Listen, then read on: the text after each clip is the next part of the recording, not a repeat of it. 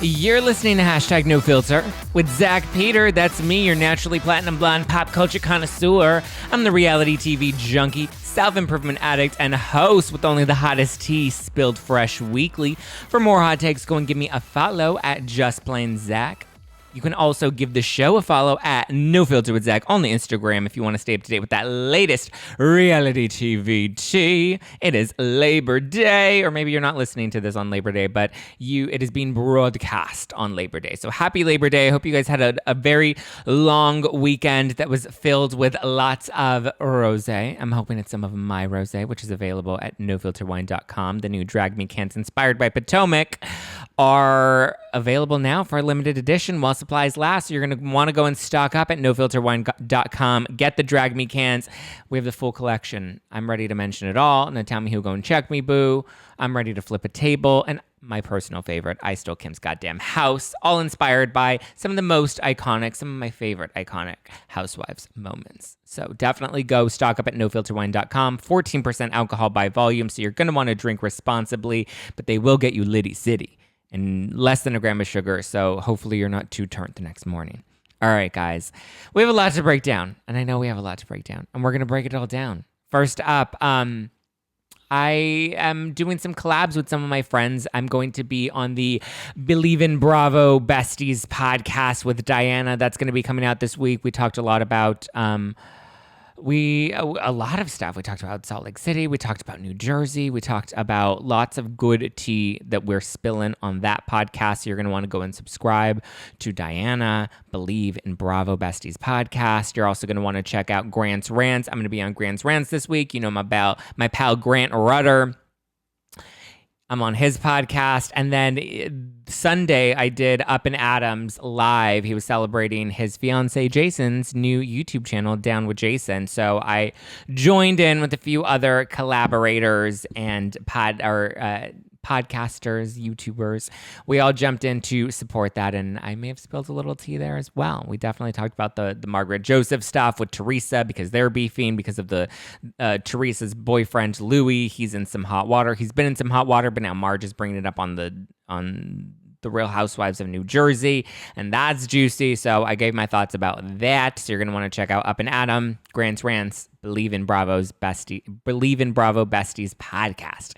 Go and check them out. Also, this Wednesday, I have on a legal expert, a bankruptcy expert that's going to be helping us break down. He's a lawyer, and he's going to be helping us break down all of the pieces in this complicated bankruptcy. It's actually a really juicy case because we're also going to find out how everybody's getting paid through it all, how the victims may or may not be getting paid through it all, how the lenders are going to be getting paid through it all, how the bankruptcy process actually works, whether, people tweeting on Twitter is helping or hurting the case. We're going to be getting into all of that. And it's not just my opinion. I have an expert on, and he's going to be breaking it down for us. So, boom.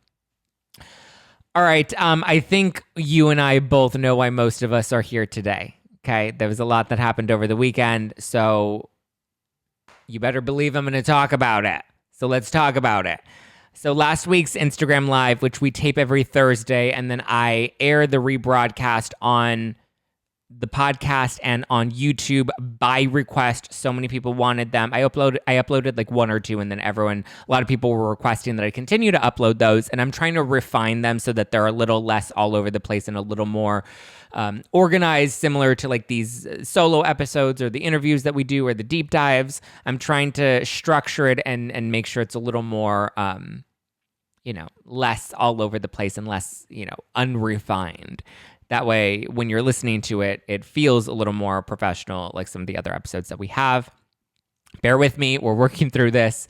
But last week's live, which aired on Thursday, came out on Friday, triggered a lot. I tweeted about the Radar Online article, which has since been retracted in reference to Lisa Rinna's daughters and their clothing collection or their clothing brand that they launched back in 2019 called DNA, which is for Delilah and Amelia, DNA, D and A, Delilah and Amelia, which I actually didn't realize until later when I was like, oh, that's what DNA stands for. Anyway.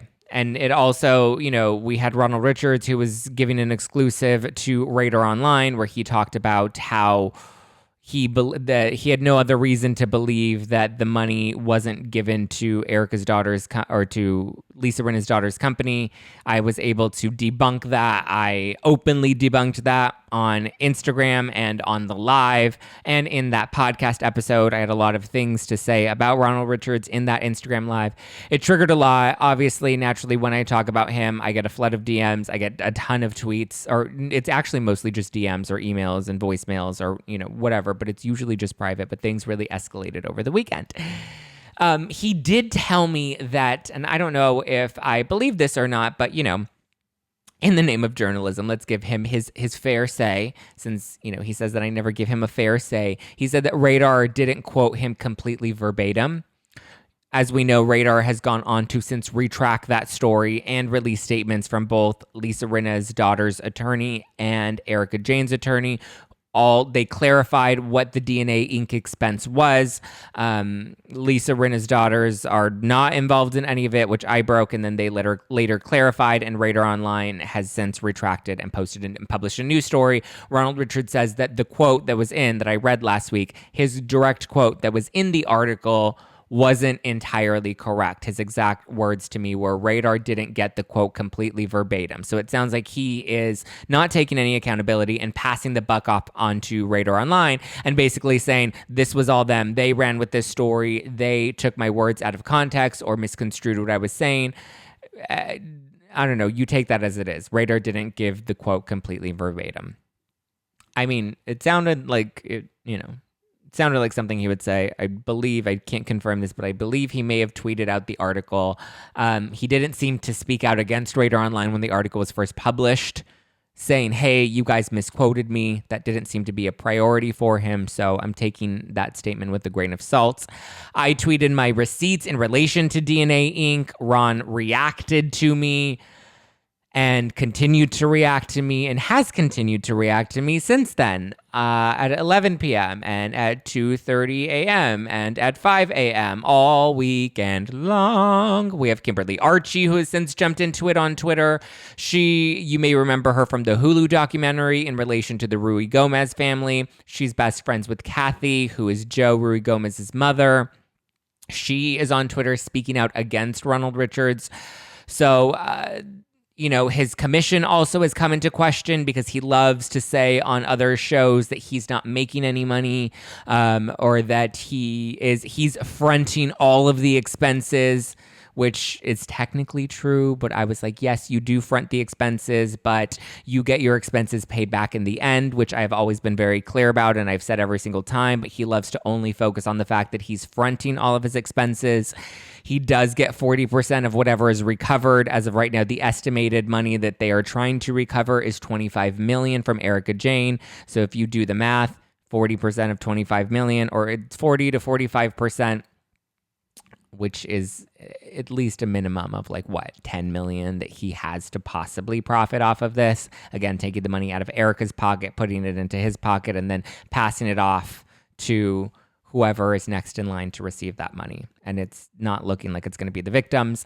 I posted the agreement that he signed with the bankruptcy trustee on Twitter.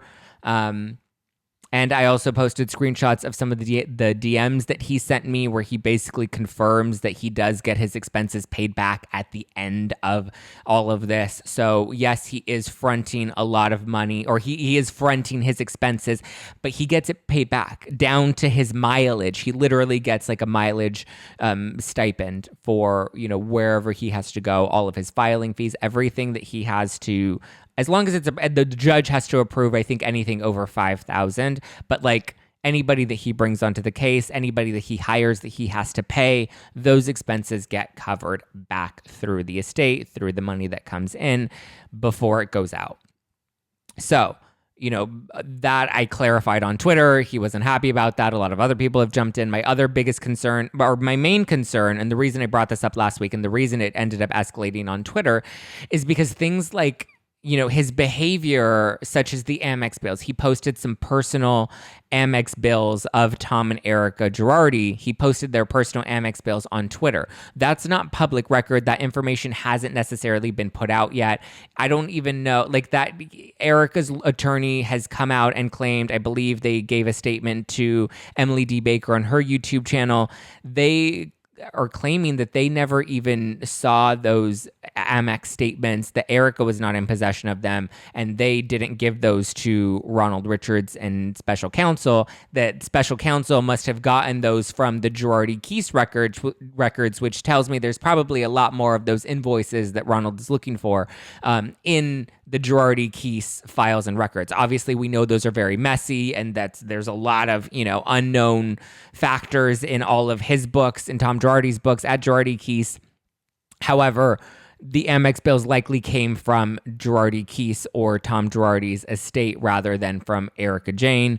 So Erika's attorney, my impression was, seemed blindsided by the fact that those statements were released on Twitter, or that apparently, I don't think Evan C. Borges, who is the attorney, I don't think he's even seen those Amex records. So this to me is like, so there's the Amex records or bills that he released on Twitter. There are the retracted exclusives that he's giving to the press. There are the people that I know have disclosed to me that he's reached out to them, and in exchange for coverage, he's offering these exclusives. To me, that's where I became concerned, and that's why this sort of escalated, is because behavior like that is only building up Erika's appeal. So everyone that wants to say that I'm defending Erika, or that me calling out Ronald Richards is actually, supporting Erika in some misconstrued way, however you want to twist that, just because I'm not validating your hatred for Erika doesn't mean that I'm defending her. But what I am trying to explain to you is this type of behavior, as long as it continues to go unchecked and we don't hold people accountable, this type of behavior is building a case so that if there is a judgment against Erika, her lawyers can then go to court and be like, well, we're going to appeal this because we weren't given the proper due process. It's exactly what happened with Bill Cosby. Not to compare the two, but Bill Cosby got off on technicalities. He got off on the fact that, there was, I believe, prejudice or bias towards him, and that's the exact same argument Erika's legal team can make if these circus tricks continue to unfold. And it's like, we're not helping the case. If anything, we're not helping anybody in the case. We're making the case worse because now the IRS has been dragged into it. Now they're digging into the Girardi financials and looking at their tax records. And now they're likely going to be coming after them for tax evasion. That money is likely going to be coming out before the bankruptcy gets any of the money for the estate. So it's the case is getting more and more messy and murky. And I'm like, he needs to stop, muddying the waters. He needs to really focus on the scope and not let his ego get the best of him. Well, he, has since had a lot to say about me on Twitter. I'll read a couple of my personal favorites of what he said, again, in response to me trying to hold this man accountable.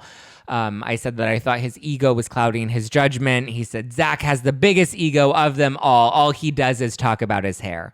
And like, listen, my hair is fucking fly. I'm going to talk about it all day. I don't bleach it. I don't go through a 7-hour bleach and tone process just to not talk about it. Of course, I'm going to talk about it. And like, listen, do I have an ego? Probably. I'm sure we all have an ego, number one. Does my ego get a little big sometimes? Probably. I'm sure it does. Listen, I have a YouTube channel and a podcast. There's enough of an ego to think that people care about what I have to say. There, maybe some form of narcissism. I think most people in Los Angeles, everybody that has a YouTube channel or a podcast, there's something self-absorbed and narcissistic about that. Like, let's call a spade. I'm not denying that. I mean, obviously, I get Botox, I brush out my brows, I bleach my hair, I have a podcast. Like, obviously there is some element, there's a little bit of delusion to think that people care enough about me to be able to, even have a social media account. Like, we all have an ego. So yes, I will. If that's the best that he has to say about me, I'll take that. He also says, "Do you like to take pot shots when I'm not on the same screen?" Which is kind of chicken. Stop bleaching your hair and drinking your wine brand drink. And if you want to have a one-on-one, do it. But stop criticizing people that call you out. What did he call me out about? That I bleach my hair? I'm sorry. What? What? That's what you called me out about? I'm not afraid of you. That's why I've actually been one of the only people to speak out publicly not supporting your behavior. Everyone else wants to book you on their podcast, on their YouTube channel, on their media outlet. Everyone else can do that. I was one of the only people that was willing to use my public platform to try and hold you accountable. If I was afraid of you, I would have stopped talking when you threatened to sue me for defamation. Because you tried to scare me, okay? This is where we get again into this convenient, selective releasing of the details or the facts. We're very selective about what information we like to put out there. Stop bleaching your hair. That's not going to happen. Stop drinking your brand drink. That's not going to happen either. Drag me, boo. I love my wine. I'm going to pimp it out. I worked very hard on it. I'm very proud of it. It's not built off of blood money. It doesn't take any blood money. So it doesn't take 40% of blood money. So yes, I'm going to continue to pimp out my wine. NoFilterWine.com. Thank you for the shout out. Chicken, that I don't have you, that I take pot shots at someone I'm not willing to share the same screen with. Last time I had you on my show, you wouldn't even get on camera. I haven't seen a single YouTube interview that you've given where you've gotten on camera. So we are not on the same screen because you refuse to get on the same screen.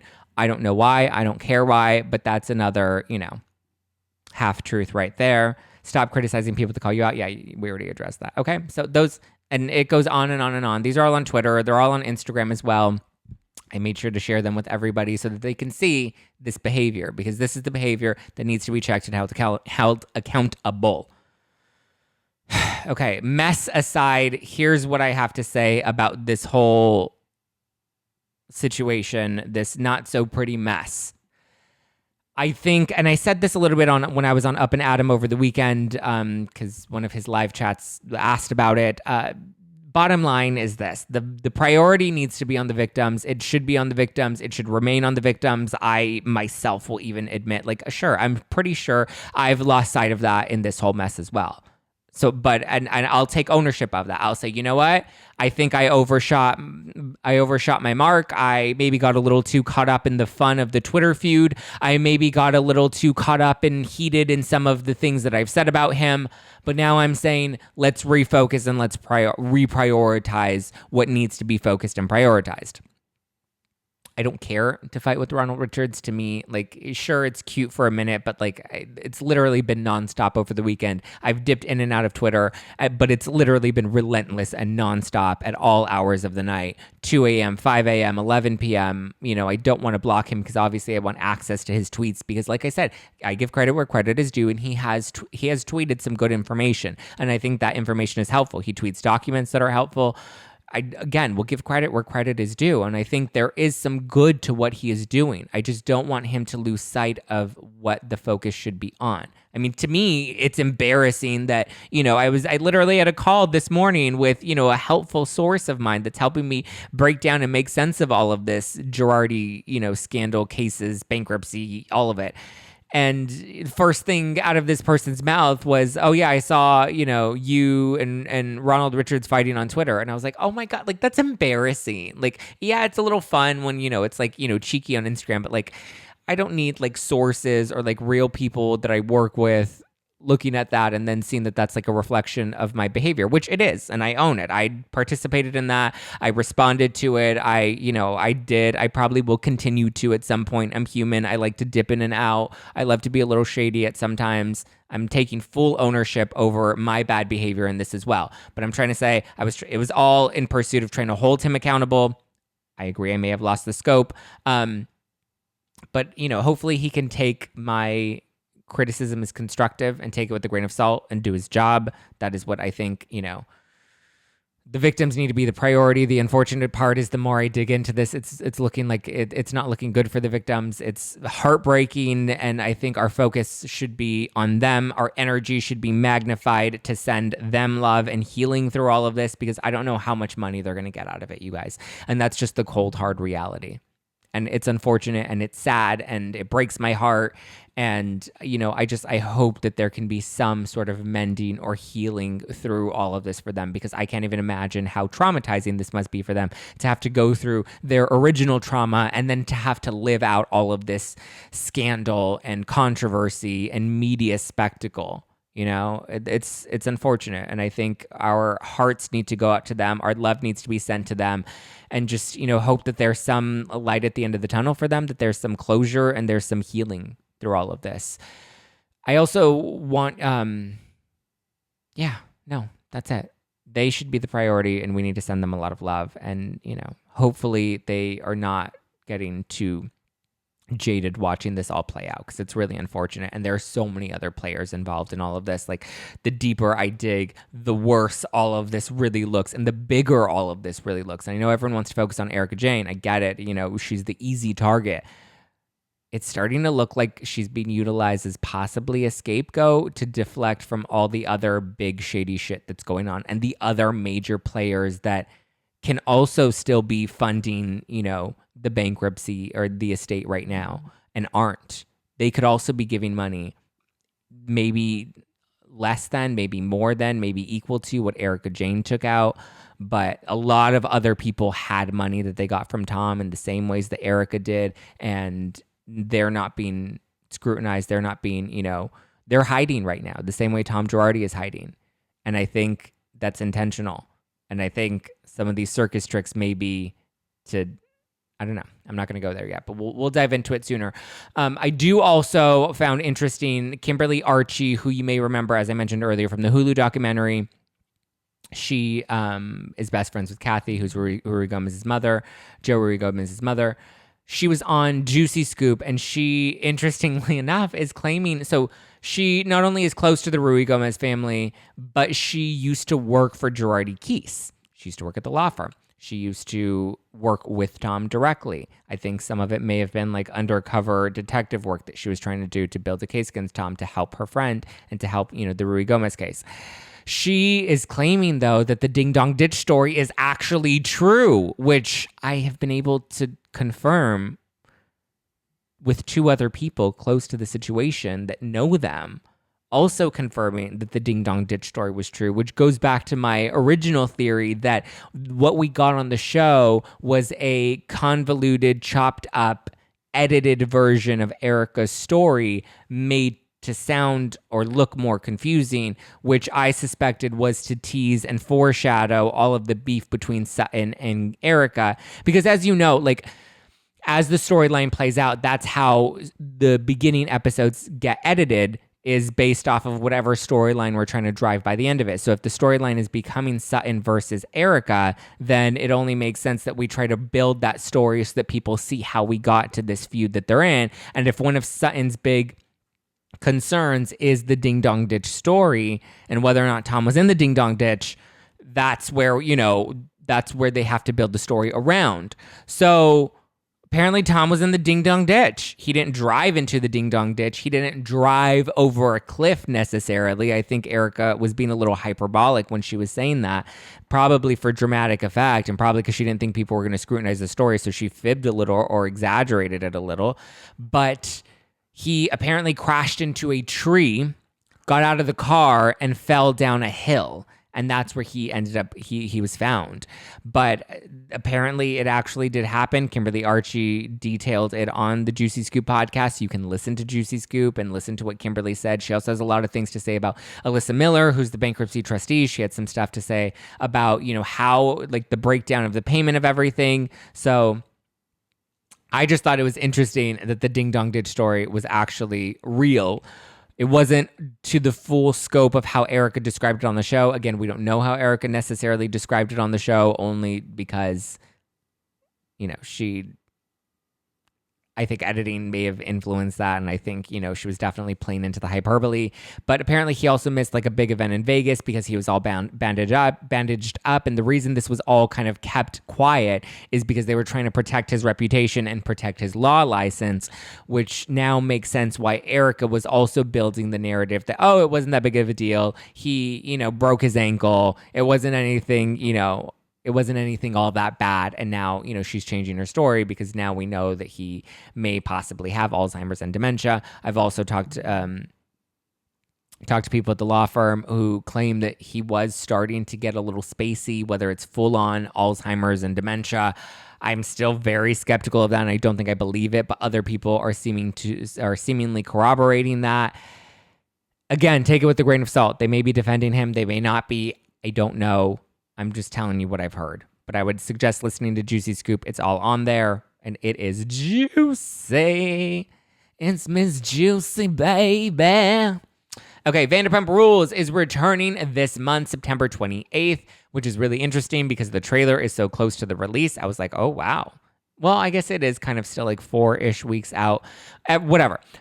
Trailer came out. It was a shorter trailer. Normally our trailers are like over 2 minutes, sometimes close to 3 minutes. This one was under 2 minutes.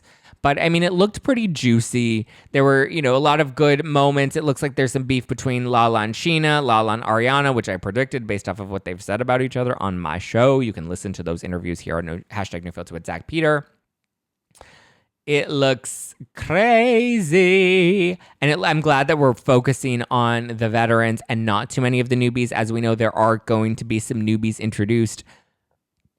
How full-time they're going to be, I think, is up in the air. I think Bravo is being really strategic about not really focusing on the newbies all that much, only because, with exception for Brock, who's Sheena's baby daddy slash now fiance, I think they learned their lesson, producers and Bravo learned their lesson last season by focusing on too many newbies. It distracted from the veterans, which is what we really want to see. So it looks like they're course correcting and they're really focusing on the veterans this season. That's all we saw in the trailer. That's all we saw in the new promotion pictures.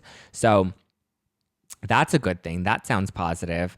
It looks like there's some beef between Katie and Sandoval, which obviously I think is natural because Katie is more of Tom Schwartz's backbone. So Katie's like, you know what, Tom Sandoval, you're not going to come after my Schwartzy and his toesies, okay? I'm going to come in here and I'm going to defend him, okay? And you're not going to like me by the end of this, even though my podcast is called You're Going to Love Me. You're not going to love me by the end of this, Tom Sandoval, because I'm coming for you. It's interesting that Katie gets involved in a lot of the drama and Ariana doesn't involved in the business, and Ariana kind of doesn't get involved in the business as much. She respects it as like, this is the Tom's business. This isn't my business. Whereas Katie really likes to jump in. But then again, it's like, outside of her podcast, I don't know if she has any other like major projects that she's working on. I don't know. And, people, I don't want to shade her, but people like Katie, those types of people that have podcasts, like, listen, my podcast is a full-time job. We bust out three full episodes now a week, Monday, Wednesday, and Friday, with the lives that we do and everything. So, to me, it is a full-time job. I actually have research to do and a lot. I don't know if, Katie, who's doing a once-a-week podcast and has, other people that are helping her with that podcast, I don't know if it's a full-time job. So I think now that, Vanderpump Rules is back, she has to get a little messy and she wants to get involved in the Tom business because that's where her bread and butter is coming from. That's where her dough is coming from. But I mean, I'm looking forward to it. Vanderpump Rules, I'm willing to give it a try. I didn't love that we didn't really address anything with Jack, Stassi, Brittany, Kristen. I think we definitely the trailer showed that we're missing Jax, Brittany, Stassi, and Kristen, which, were such an integral part of the show. I think, they will definitely be missed. They were the mess. They were the real mess, and we loved them for being the mess. It looks like Lala's going to have to carry a lot of this. Sheena, I think Sheena's going to stay true to herself, but it looks like Lala's probably going to end up... Lala and James, which, has happened in prior seasons, are going to be the ones that are probably going to be carrying the show. And I hear Brock, Sheena's baby daddy, is the subject to a lot of drama we see in the trailer. Lala's like, oh, he hasn't seen his kids in 4 years, which I shared on Instagram, and then somebody else was like, oh, well, they live in Australia. And I was like, okay, well let's watch the season. Let's let the season play out, and let's see what happens. I'm ready for it. September 28th. We also see that the Summer House spinoff with the terrible name, Summer House Winter Charm is what it's called. I think that's a stupid name, so I'm just going to call it Winter Charm, which I also think is still a stupid name. I thought Winter House was a cute name, and we could have just kept it as Winter House, but Winter Charm is what I will be calling it. Winter Charm is coming soon. They released some new cast photos with some newbies. Oh my God, you guys, literally... I'm not even lying when I tell you my phone is still blowing up on Twitter with Ronald Richards. He is still going. He is still going. I can't handle it. I still get all of the messages, and I don't want to anymore. I'm over it. I would like to be excused from this narrative. Okay, I'll let him pop off, but we have some newbies. So this is the cast for Winter Charm. We have Lindsay from Summer House. We have Kyle from Summer House. We have Luke from Summer House. We have Paige from Summer House. We have Amanda from Summer House. And we have Sierra also from Summer House. This beat is automatic, supersonic, hypnotic, funky, fresh. So they're all coming in from Summer House. And then we have Craig and Austin who are coming in from Southern Charm. So we have Summer House, we have Southern Charm. I don't know why I thought Catherine was going to be a part of this. Maybe I made that up in my head because I love me some Catherine, but I could have sworn I thought Catherine was also going to be in a part of this, or maybe she just did a cameo. I think Tom Sandoval also did a cameo on Winter Charm. So there will be some fun Bravo crossover cameos. But we also have some newbies. We have Jason Cameron, who's a cutie. We have Andrea, I'm assuming it's Andrea Denver. He looks like a cutie too. I would like definitely make out with him in a closet. And then we also have Julia McGuire, cute blonde. And then we have Gabrielle Neary. It's all on Instagram, so you guys can check it out. But we have 4 newbies, and then predominantly the Summer House cast, and then we have Craig and Austin, who I've openly said I would love to have a threesome with because I think they're both really hot, and it looks like Andrea can join us as well. Luke, I wouldn't mind if he wants to, slip a finger in there, and Jason's a cutie too. Kyle, I don't know why I'm not attracted to Kyle. There's something about Kyle that I'm just not. Not that he's ugly, but oh my God, what is happening on Twitter right now? Oh no. Erika Jayne just posted. Guys, this is happening in real time. Erika Jayne just posted, Ronald Richards, you need Lexapro. Talk about unraveling. OMG. Erika Jayne is jumping into the Twitter feud, everybody. Oh my gosh. What a hot fucking mess. Oh my gosh. This is breaking in real time. Erika Jayne has jumped into the Twitter feud. Maybe I will re-engage in this. Yeah, well, she actually did so I made a TikTok video with Mariah Carey's Why Are You So Obsessed With Me? And I screenshotted all of his tweets at me and all of the flood of DMs. I did a video showing all of it to Mariah Carey's Why You So Obsessed With Me? Boy, I wanna know. Lying that you're sexing me. Everybody knows. You're delusional, boy, you're losing your mind. So, yeah, what a fun time, guys. This is wild. But yeah, so Erika liked that TikTok that I posted on Instagram. Not that I'm bragging about that, but just to let you know that she's been aware of this over the weekend. She tweeted out popcorn and wine, but it definitely is looking real messy. Could this get him thrown off the case? Am I part of Ronald Richards' demise? Did I whoa, my ego. Check my ego. Who gon' check me, boo? Oh, guys. Okay, Garcelle, back to the news. Garcelle also wants Lisa Vanderpump to return to Real Housewives of Beverly Hills. And at this point, I'm like, let's go. Let's get it, girl. I'd actually not hate seeing Lisa Vanderpump back. Although I will say, I do think this current cast is perfection.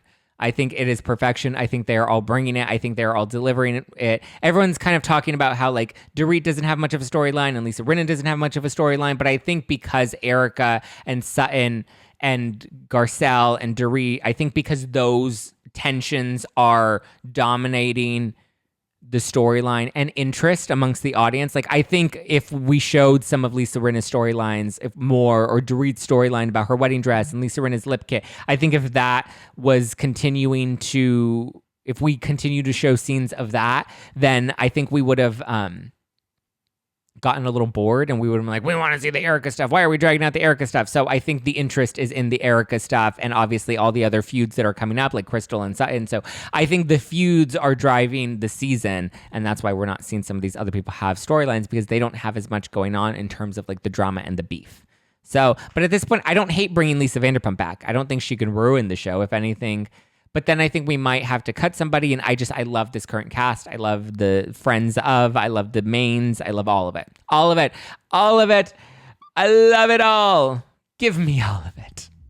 All right, guys, thank you for listening. Happy Labor Day. I hope you have a great Labor Day. And if you have some No Filter wine, go out and watch the Feud and Sue on Twitter. Maybe I'll jump back in. Am I about to be bad? I don't know. Check me. Who gonna check me, boo? Who gon' check me, boo? Bravo Book Club we're wrapping up Dorinda's book this Tuesday live on Instagram at No Filter with Zack at 6:30 p.m. Pacific, 9:30 Eastern. So if you want to finish the last 3 chapters with me, we'll be breaking it down Tuesday live this Tuesday. We have our regular live this Thursday. I have a juicy new interview this Wednesday. I'm telling you guys, this whole thing is so much bigger than Erika Jayne and even bigger than Tom. I can't even get into all of it yet, but because I'm collecting all of the receipts. So when I have all of those receipts and I'm ready to do it, then we're gonna do it and we're gonna get into it. So let's go, baby. Let's get it. Adam Newell from Up and Adam will be on the podcast next Monday. He's spilling some tea. Go support Adam. Go listen to Grant's Rants and go listen to the Believe Bravo Besties podcast. Love you guys. Talk to you guys soon. Give me a follow at Just Plain Zack. Also on Twitter, that is my handle at Just Plain Zack on Twitter. Because now things are getting messy and I'm like, let's go. Let's go. All right, guys. Love you. Talk to you Wednesday. Or actually talk to you tomorrow night live on the Instagram. Love you. Mean it. Bye.